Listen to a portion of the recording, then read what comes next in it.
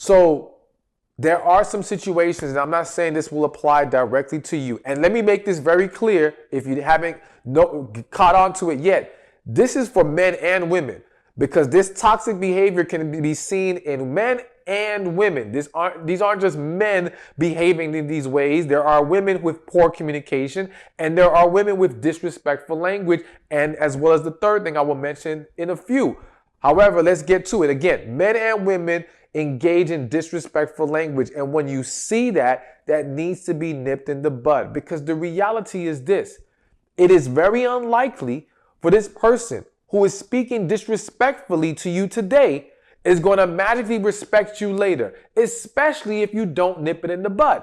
Because if you tolerate or make excuses for their disrespectful language, you are enabling their disrespectful language. And it will go from not just language, but it will go from language to behavior. All right. And the reality is that it's a sign that they do not respect you. Now, yes, some people come from very dysfunctional households to where they may not understand this way of speaking to you is disrespectful. They may not understand, initially I'm talking about, that certain behaviors are disrespectful, which is why I always say you must address these things first, not recognize or see it as disrespect and then cut them off, because there can be a misunderstanding. That may sound crazy, but it's true.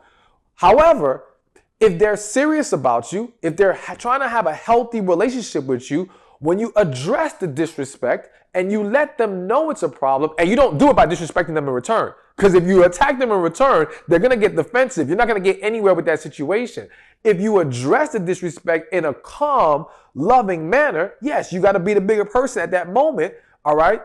And they're not receptive to that. That is a clear sign this isn't going to change. That is a clear sign they either don't respect you, they're not serious about being with you, or they are not emotionally ready to have a healthy relationship. So do not look at the disrespectful language as, oh, they're just, that's just how they are. Or even some people brush it off as like it's something cute.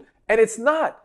And it's not, because again, that language turns into disrespectful behavior and action, which again turns into an extremely toxic relationship. So you've got to draw the line immediately and establish what is acceptable and what is not acceptable. And you have to make sure you don't engage in the disrespect as well, because many people validate or excuse the behavior because they're engaging in it. All right. And so now how can you hold them to a standard if you're stooping down to their level?